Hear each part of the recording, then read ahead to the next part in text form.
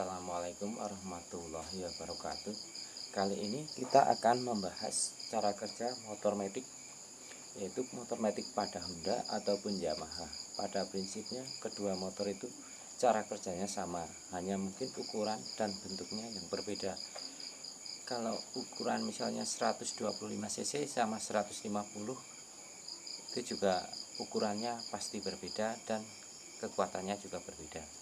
Contohnya misalnya 110 kayak Beat Vario dengan Vario 125 150 pasti juga berbeda. Tapi di sini kita akan menampilkan ilustrasi pada cara kerja motor matic.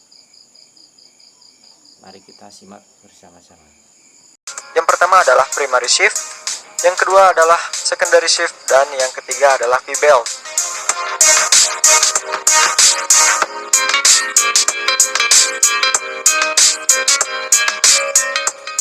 Prinsip kerja ini dimulai dari piston yang menghasilkan power atau input berupa putaran dan tersalurkan melalui kruk as hingga ke bagian primary shift.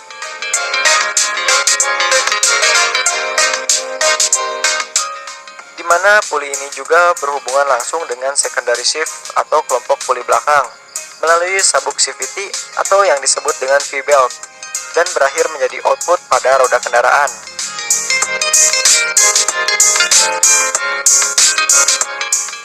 Sebenarnya secara sederhana sistem transmisi ini merupakan sistem transmisi yang simpel, karena tujuan utama dari transmisi ini hanya menggeser diameter antara kedua puli, yaitu puli pada bagian primary shift dan juga puli pada bagian secondary shift.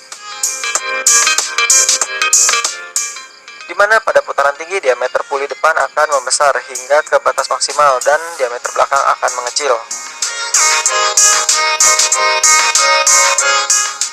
Hal ini terjadi karena roller pada mangkuk puli depan bergerak menuju diameter luar yang mengakibatkan terjadinya tekanan pada mangkuk puli depan.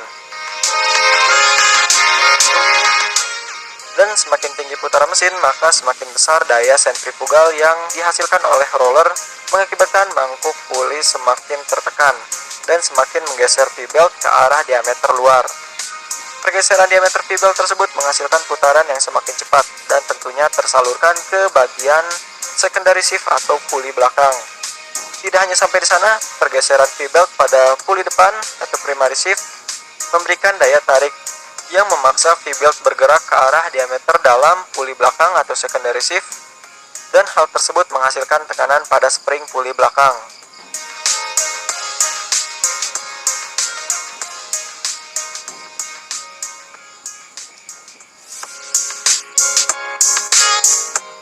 Lalu perubahan rasio antara primary dan secondary shift menghasilkan putaran yang semakin cepat dan menjadi daya sentrifugal yang semakin besar.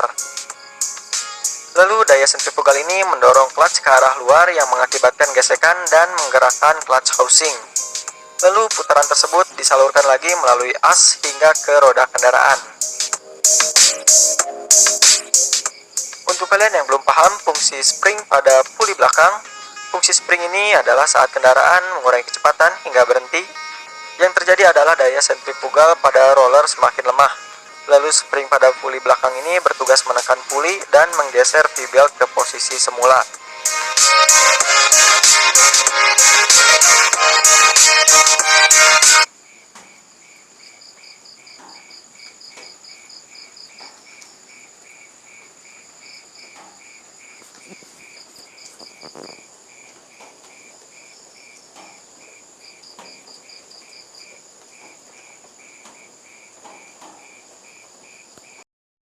Pada transmisi otomatis ada beberapa kelebihan, yaitu lebih lembut, dipakai lebih nyaman buat nikung dan disukai anak muda zaman sekarang karena yang lebih praktis dan lebih nyaman. Tapi ada beberapa kelemahan, yaitu kalau penggantian bagusnya sepaket, jadi itu biayanya atau kosnya lebih banyak daripada motor pakai manual. Sekian, terima kasih. Wassalamualaikum warahmatullahi wabarakatuh.